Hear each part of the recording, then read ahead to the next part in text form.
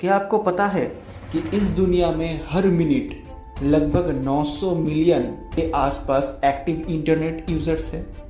क्या आपको ये पता है कि ये जो लोग इंटरनेट यूज़ करते हैं इनमें से सिर्फ 4% लोग अपना खुद का टैबलेट पे यूज़ करते हैं इंटरनेट, 11% लोग यूज़ करते हैं अपना खुद का लैपटॉप या कंप्यूटर में, और लगभग 85% लोग खुद का मोबाइल पे इंटरनेट यूज़ करते हैं। बेसिकली ये आपको आउट ऑफ कॉन्टेक्स्ट लग सकता है कि ई गेमिंग के साथ इसका कैसा रिलेशन है, तो चलिए शुरू करते हैं। Welcome to gold market.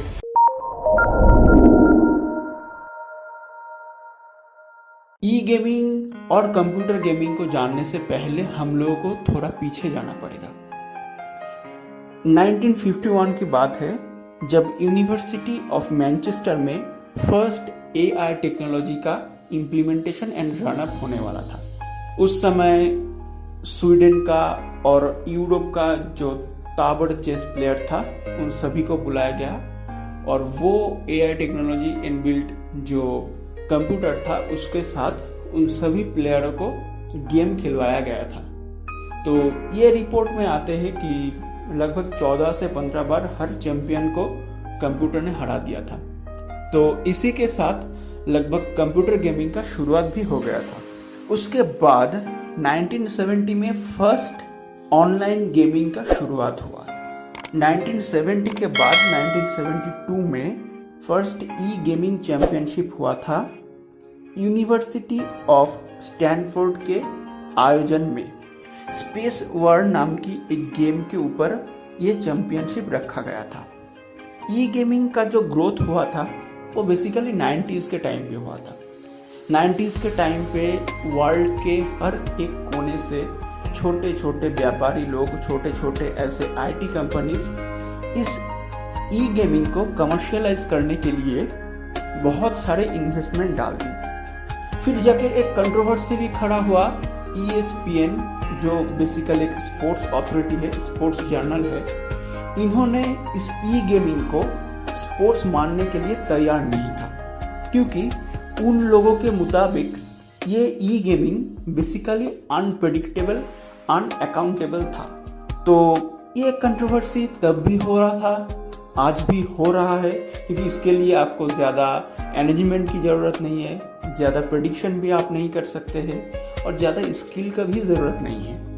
और साइकोलॉजिकली इसको एक श्राप जैसे माना जाता है, क्योंकि इसका जो इफेक्ट आजकल के जनरेशन के बच्चों के ऊपर आ रहा है वो तो हम सभी देख सकते हैं।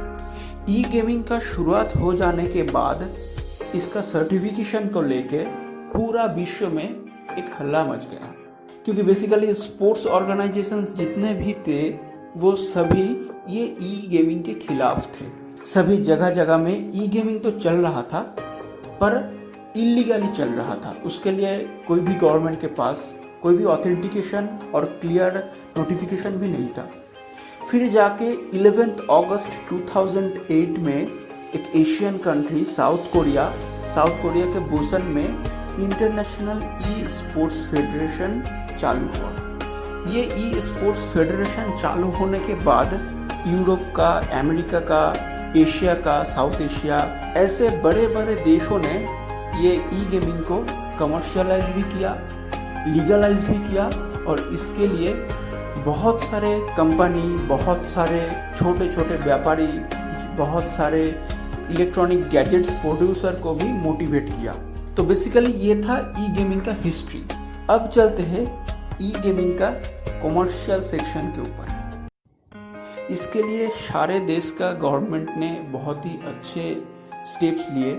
उन्होंने छोटे छोटे व्यापारी को मोटिवेशन भी दिए इसको ग्लोबलाइज करने के लिए और स्केलेबल करने के लिए। इंडिया में 2004 के आसपास सारे IITs और NITs को इस ई गेमिंग को और ज़्यादा पब्लिकली स्प्रेड करने के लिए बुलाए गए थे। जिसके बाद 2005 के अक्टूबर में MTV ने फर्स्ट ई गेमिंग चैंपियनशिप होस्ट किए थे इंडिया में। लेवल अप नाम करके एक गेम भी उस प्रोग्राम में खेला गया था। तो बेसिकली ये था ई गेमिंग का हिस्ट्री वर्ल्ड का और इंडिया का। अब देखते हैं इस ई गेमिंग का मार्केट के ऊपर।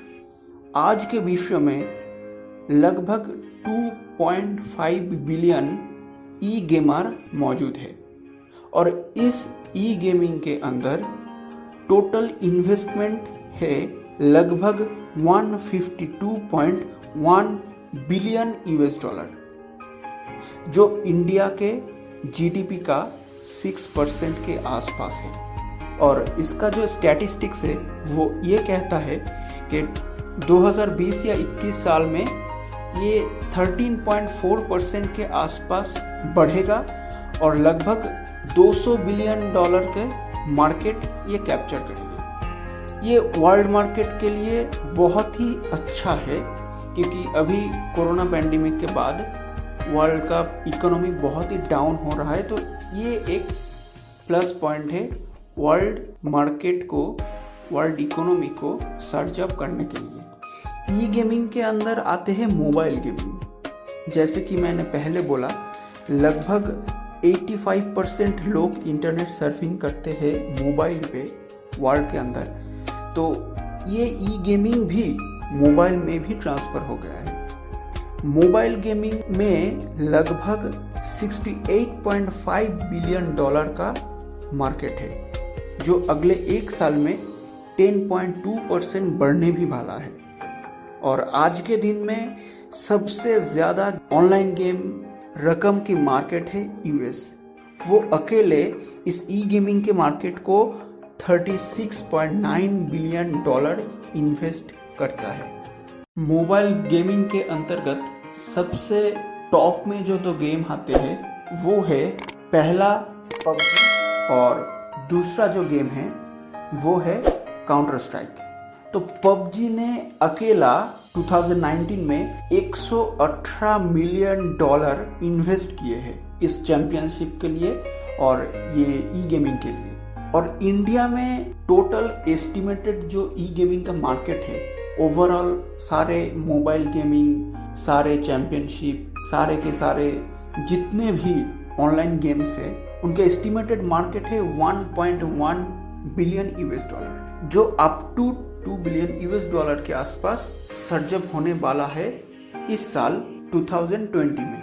और इस ई गेमिंग को मार्केट को देखते हुए साउथ कोरिया, चाइना ऐसे ईस्टर्न और साउथ ईस्टर्न एशियन कंट्रीज ने ऑलरेडी बहुत ही अच्छा इंफ्रास्ट्रक्चरल डेवलपमेंट भी कर ली। कुछ दिन पहले साउथ कोरिया ने एक first dedicated e sports stadium भी लॉन्च किए थे और चाइना में भी इसी के साथ 2 ई गेमिंग का डेडिकेटेड स्पोर्ट स्टेडियम भी बना दिए। तो इसका मतलब यही है कि ई गेमिंग का जो माहौल है कुछ दिन के अंदर, कुछ साल के अंदर ये भी हो सकता है कि आईपीएल, बिग बैश लीग और जितने भी ऐसे होम लीग्स है उसी की तरह इंडिया में भी आयोजन किया जाएगा। तो बेसिकली आज हमने ई गेमिंग के ऊपर एक ओवरव्यू देने की कोशिश की। अगर आपको अच्छे लगे तो प्लीज़ सब्सक्राइब कीजिए और कमेंट बॉक्स में मेंशन कीजिए आप ई गेमिंग के बारे में और क्या क्या जानना चाहते हैं। तब तक के लिए गुड बाय, स्टे ट्यून्ड।